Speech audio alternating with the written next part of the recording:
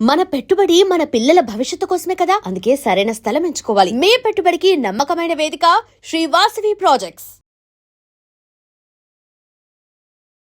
State of cinema అనే దానికి నేను ఒక ఎగ్జాంపుల్ ఇస్తాను. ఒకరోజు నేను చెన్నై నుంచి ఇంటికి వచ్చాను. ఇంటికి వచ్చి బాంబే వెళ్ళాలి, ఫ్లైట్ లేట్ అయిందని నిద్రపోతున్నాను మధ్యాహ్నం. మా సిస్టర్ నిద్ర లేపి బుజ్జి ఫోన్ చేశాడు భీమవరం నుంచి, అర్జెంటుగా మాట్లాడాలి. బుజ్జి అని మా డిస్టెంట్ కజిన్. సో ఆడు ఫోన్ చేస్తే నన్ను ఎందుకు లేదు అంటే ఎప్పుడు నేను కలవను కూడా, బుజ్జిని చాలా రేరుగా కలుస్తున్నాను. ఆడు ఫోన్ చేస్తే నన్ను ఎందుకు నిద్ర లేపింది అని ఒక సెకండ్ అనిపించింది నాకు. సరే వెళ్ళి ఫోన్ ఎత్తే అప్పుడు ల్యాండ్లైన్ టైంలో ఫాదర్కి హార్ట్ అటాక్ వచ్చింది రమ్మను. సరే వాళ్ళ ఫాదర్కి హార్ట్ అటాక్ వచ్చింది అనుకోని పక్కన ఎవరైనా ఉన్నారా అన్నాడు. పక్కన ఎవరో అంటే నీకు ఈ పక్కన ఎందుకు అడుగుతున్నా, ఉన్నారు నువ్వు బయటకు వచ్చి ఫోన్ చేయి ఎస్టీడీ బూత్ నుంచి అని చెప్పాడు. సో నేను ఫోన్ పెట్టేసి అక్కడ మా కాలనీ చివర ఉన్న ఫోన్ బూత్కి వెళ్తా ఉంటే నడుస్తూ ఉంటే ఎందుకు నన్ను పక్కన అడిగాడు అని స్లోగా I realise that he's talking about my father. అంటే మా ఫాదర్ ఊర్లో లేరు కూడా నాకు తెలియదు అప్పుడు, ఎందుకంటే నేను ఆ రోజు పొద్దున్న చెన్నై నుంచి వచ్చాను. సో వెనకాల మా బావగారు వస్తూ ఉంటే మా బావని అడిగాను, ఏంటి నాన్నగారు ఎక్కడ ఉన్నారంటే భీమవరం లేదండి. Then I realised. నేను ఎస్టీడీ బూత్లో నుంచి ఫోన్ చేస్తే ఏంటి బుజ్జి అంటే, లేదు రాము పోయారు, ఇప్పుడు బాడీ అక్కడికి తీసుకురావాలా, మీరు ఇక్కడికి వస్తారా అడుగుదామని ఫోన్ చేశానని చెప్పాడు. సరే లేదు ఇక్కడికి తీసుకొచ్చే అని చెప్పాను. అంటే నాకు I did not feel anything at all. నేను పక్కకు తిరిగి మా బావగారు చెప్పాను, నాన్నగారికి హార్ట్ అటాక్ వచ్చిందంట అనగానే ఆయన అక్కడ రోడ్డు మీద చదివి పడిపోయారు.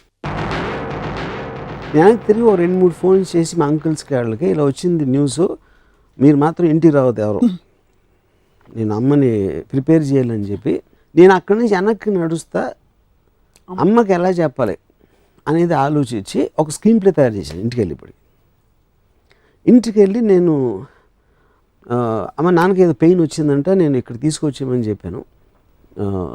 మన ఇక్కడ హైదరాబాద్లో బెటర్ హాస్పిటల్ ఉంటుంది కదా, దానికి అమ్మ నేను ఏం లేదని అప్పుడు నేను ఎవరినో తీసుకొస్తా ఉంటే ఆ ఎవ్రీ 20 minutes ఆడితో ఫోన్ చేస్తున్నాను, ఎంతవరకు వచ్చారు, విజయవాడ వచ్చారా, ఇక్కడ వాడెవర్ మధ్యలో ఉండే ప్లేసెస్ నుంచి.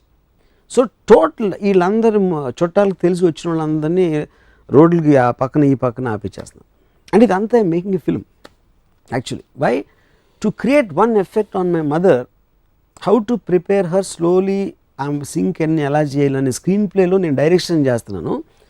ఫాదర్ పోయారు అనేది నేనేం ఫీల్ అవ్వాలనేది అసలు నేను మర్చిపోయినాను కంప్లీట్గా. అయిపోయిన తర్వాత ఒక పర్టికులర్ టైంలో మా గ్రాండ్ ఫాదర్ ఎవరు వచ్చేసి, అంటే రాత్రి అయిపోయింది, అప్పటికి ఇంకా వస్తున్నారు, దారిలో ఉన్నారు, ఎలాంటివి మెయింటైన్ చేస్తారు. ఎప్పుడైతే మా గ్రాండ్ ఫాదర్ ఒక పర్టికులర్ టైంలో వచ్చి చెప్పనా అని అడిగితే వద్దు మనం లాస్ట్ మినిట్ వరకు చెప్పదని చెప్పాను. తర్వాత నేను నిద్రపోయిన తర్వాత ఒక 2 o'clock రాత్రి మా కజిన్ నిద్ర లేపి కారు వచ్చిందన్నాడు. నేను బయటకు వచ్చి కారు కొంచెం దూరం లాగుంది, మా ఫాదర్ గారు అది చూసి ఫస్ట్ టైం నాకు స్ట్రైక్ అయింది యాక్చువల్గా. అసలు ఏంటి విషయం అనేది, అంటే సినిమాలోంచి రియల్ లైఫ్లోకి ఒక సెకండ్ వచ్చింది బయటికి. ఇమీడియట్గా లేదు కారు అక్కడికి తీసుకెళ్ళిపోండి, మనం పొద్దున్నే తీసుకొచ్చి ఇమీడియట్గా చేసి పంపించేద్దాం. ఆ కారు తీసుకెళ్ళిపోయారు. ఈ లోపల మా గ్రాండ్ ఫాదర్ చెప్పేశారు మదర్కి, తను షీ వాజ్ క్రైమ్. సో నేను వెళ్ళలేదు అక్కడికి, ఎందుకంటే I don't want to see her cry. తర్వాత పొద్దున్న అక్కడికి వెళ్ళి ఆ బాడీని బయటికి తీస్తూ ఉంటే మా సమ్ అంకుల్ ఎవరో ఉన్నారు, ప్రాక్టికల్ ఆస్పెక్ట్ ఆఫ్ బయటికి తీసుకొస్తా ఉంటే ఆ కాలు కొంచెం టైప్ పెట్టండి అంటే అలాంటిది ఒక ఇన్స్ట్రక్షన్ ఇచ్చాడు. అంటే మనం ఫర్నిచర్ ఏదో తీస్తూ ఉంటే చెప్తాం కదా, ఒక ప్రాక్టికల్ ఆస్పెక్ట్ జరపటం అనేది. అలా మా ఫాదర్ని అంటున్నాడు అని ఒక టక్కని కోపం వచ్చింది నాకు. నార్మల్గా అసలు ఎప్పుడు కోపం రాదు, కానీ నా లాజికల్ బ్రెయిన్ అదొక ప్రాక్టికాలిటీ ఇన్స్ట్రక్షన్ ఇస్తున్నాడని నాకు తెలుసు. కానీ అనే విధానంలో నాకు అక్కడి నుంచి ఐ జస్ట్ వెంట్ ఆఫ్. నేను నడుచుకుంటే ఈ బంజారాస్ రోడ్ల మీద అంతా తిరిగేసి ఒక 1 hour ఫైనల్గా ఇంటికి రీచ్ అయిన తర్వాత ఎవరో వచ్చి నాకు మా ఫాదర్ విల్ రాశారు, బాడీని హాస్పిటల్ డొనేట్ చేయాలి, ఐస్ డొనేషన్ చేయాలనేది. అది సరే నేను అందరూ ఏడుస్తూ ఉంటే నేను లోపలికి వెళ్ళి ఇలా నాన్నగారు ఇలా విల్ రాశారు అది ఇది అని చెప్తే, అండ్ ఆబ్వియస్లీ మిగతా చుట్టాలందరూ అలాంటి మామూలుగా అలౌ చేయరు కాబట్టి కన్జర్వేటివ్ పీపుల్ వాళ్ళు ఎగెయిన్స్ట్గా చెప్తున్నారు. నేను చెప్తే నీ ఇష్టం, నువ్వే డిసైడ్ చేయాలి చెప్పింది మదర్. అప్పుడు నేను నాన్నగారు కావాల్సింది చేయాలి అని అనుకుని I went a go head and I డొనేషన్కి. సో ఆ ప్రసాద్ హాస్పిటల్ నుంచి ఎవరు వచ్చారు, ఇద్దరు నర్సులు, నాకు ఇంకా గుర్తున్నారు. వాళ్ళు ఒక ఆటో దిగి ఏదో నడుస్తూ నవ్వుతా జోకులు వేసుకుంటూ లోపలికి వెళ్తారు, నేను బయట నుంచి ఉన్నాను. అఫ్కోర్స్ వాళ్ళకి one more patient, so they can't connect the same way. వీళ్ళ ఇంట్లో రిలేటివ్స్ ఉన్నారు, వాళ్ళు ఉన్నారు అనేది క్వశ్చన్ కాదు. సో వాళ్ళు వెళ్ళి వాట్ ఎవర్ ప్రాసెస్ అందరినీ బయటికి పంపి దానికి సంబంధించిన మెడికల్ ప్రాసెస్ చేశారు. చేసిన తర్వాత ఫైనల్గా అప్పటి నుంచి బాడీ తీసుకెళ్ళే టైం వచ్చి నేను లోపలికి వెళ్ళేసరికి మదరు బాడీ పక్కన కూర్చొని ఏడుస్తున్నారు. వీళ్ళు చేసిన ప్రాసెస్లో అది కరెక్ట్గా చేయలేదా ఏం చేయలేదా, ఒక ఐలిడ్ అనేది కొంచెం తెలుస్తుంది. అంటే అది వాళ్ళ మిస్టేకా దా ప్రాసెస్ అనేది నాకు గురించి తెలియదు. అప్పుడు నాకు కోపం వచ్చింది సార్ నా మీద. అంటే పాయింట్ ఏంటంటే మా మదరు తనతోటి ఒక 40 years ఉంది. తనని ఆ పరిస్థితిలో మా ఫాదర్ని చూపించాల్సిన డెసిషన్ తీసుకుంది నేను. Of course I didn't know that's how it will be. అప్పుడు కేవలం ఒక పోయిన ఆయన మాట నిలబెట్టుకోవటం కోసం ఒక బతికినోడిని అలా సబ్జెక్ట్ చేయటం అనేది నేను ఎన్విజన్ చేయలేకపోయినా అనేది నా పాయింట్. సో అది ఐ థింక్ నేను చాలా ఫ్లాపులు తీసాను, కానీ that is the biggest flop I made in my life. Flop అనేది మీ డెసిషన్ గోయింగ్ రాంగ్, సినిమా అనేది కాదు, చాలా ఉంటాయి దాంట్లో. ఇప్పుడు కూడా నేను మా మదర్ని వీళ్ళందరినీ చూస్తున్నాను, కానీ ఆ రోజు రాత్రి ఒక విచిత్రమైన సౌండ్ వచ్చింది. ఏంటని చూస్తే మా బ్రదర్ ఏడుస్తున్నాడు. మా బ్రదర్ ఏడవడం నా లైఫ్లో ఎప్పుడు చూడలేదు. సో మా బ్రదర్ ఏడిస్తే సౌండ్ ఇలా వస్తుందా అంటే ఒక సౌండ్ ఎఫెక్ట్ లాగా చూస్తున్నాను. ఇది అయిపోయిన తర్వాత టోటల్గా అయిపోయింది. నేను మళ్ళీ ఒక 2 days అయ్యాక బాంబే వెళ్ళాను.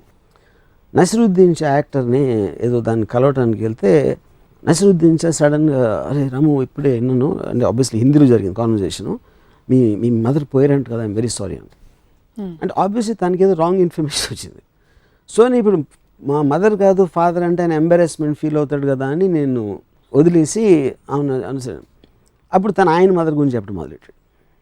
అంటే అప్పుడు నేను చెప్పడం మానేశాను కాబట్టి మళ్ళీ మీ మదర్ వయసు ఎంత, మదర్ పేరు ఏంటి, ఈ కాన్వర్జేషన్ ఎక్కడికి వెళ్ళిపోయింది. ఇప్పుడు మధ్యలో నేను చెప్తే లేదని మదర్ కాదు ఫాదర్ అంటే ముందే ఎందుకు చెప్పలేదు. అంటే it almost became a inefficient comedy in a sense of the word. అది అయిపోయింది. దాని తర్వాత నియర్లీ 7 years అయిన తర్వాత ఒకరోజు నానా పాటేకర్ ఇంట్లో పూణేలో కూర్చుని అబ్ తక్ చెప్పన్ స్టోరీ గురించి డిస్కస్ చేస్తాం. నేను నానా పాటేకర్, ఒక రైటరు, ఒక అబ్ తక్ చెప్పన్ డైరెక్టర్ షిమిత్ అమీన్. ఏదో అందులో నానా పాటేకర్ వైఫ్ చచ్చిపోయినప్పుడు ఏమవ్వాలి సీన్లో రియాక్షన్ అనేది డిస్కస్ చేస్తా నానా పాటేకర్కి నేను చెప్పాను ఇన్సిడెంట్ మా ఫాదర్ గురించి. చెప్పినప్పుడు ఆ చెప్తా మధ్యలో స్టార్ట్ క్రైమ్. అంటే నియర్లీ 7-8 years తర్వాత అంతవరకు ఏడలేదు. అంటే అది సినిమా నుంచి బయటికి రావటమా, వేరే కాంటెక్స్ట్లో నేను ఆ మెమరీ అంతవరకు ఎప్పుడు నేను ఫీల్ అవ్వలేదా, I find it very difficult to understand. ఏంటి దానికి రీజన్ అనేది ఎలా ఉంటుంది, ఎందుకు వస్తుంది అనేది till today I can't understand that. So ఒక విధంగా చూస్తే మా ఫాదర్ పోయినప్పుడు ఏమీ ఫీల్ అవ్వకుండా నేను స్టోరీలు చేస్తున్నాను, స్క్రీన్ ప్లేలు చేస్తున్నాను, క్యారెక్టర్స్ క్రియేట్ చేస్తున్నాను, అబద్ధాలు చెప్తున్నాను, దాంట్లో బిజీగా ఉన్నాను. దాని తర్వాత నసిరుద్దీన్ షాతో మాట్లాడితే ఒక విధమైన కామెడీలాగా చూస్తున్నాను దాన్ని. ఇవన్నీ అయిపోయి ఇంకోటి ఏంటి, ఒక చాప్టర్ మర్చిపోయాను. మా మదర్కి నేను ఫోటోలు ఏం పెట్టదు మా ఇంట్లో, ఆ దండలన్నీ వేసి నాకు ఇష్టం ఉండదు. ఆ 10వ రోజు 13వ రోజు నాకు వద్దు, వాళ్ళందరూ వచ్చేవాళ్ళు మళ్ళీ వెళ్ళాలని వస్తారు, ఎవ్వరికి ఏం ఫీలింగ్ ఉండదు. అండ్ నాకు ఈ చైర్లో వాట్ ఎవర్ అది వద్దు, let's remember him for the happy times. అసలు ఆయన ఉన్నారు అని మనం అనుకుని అలా ఉందాం, ఆయన గురించి ఆలోచించి అది చెయ్యొద్దు అని మా అమ్మకు ఒక లెక్చర్ ఇచ్చాను. లెక్చర్ ఇచ్చిన తర్వాత నెక్స్ట్ డే మళ్ళీ మా అమ్మ యాడ్ అవుట్ అయినాను. నా లెక్చర్ పని చేయలేదని నాకు కోపం వచ్చింది. ఇంత చెప్పినా కూడా అర్థం చేసుకోలేదంటే. సో ఇలాంటి ఆస్పెక్ట్స్ అన్నీ జరిగినాయి ఏది ఈ ఇయర్స్లో.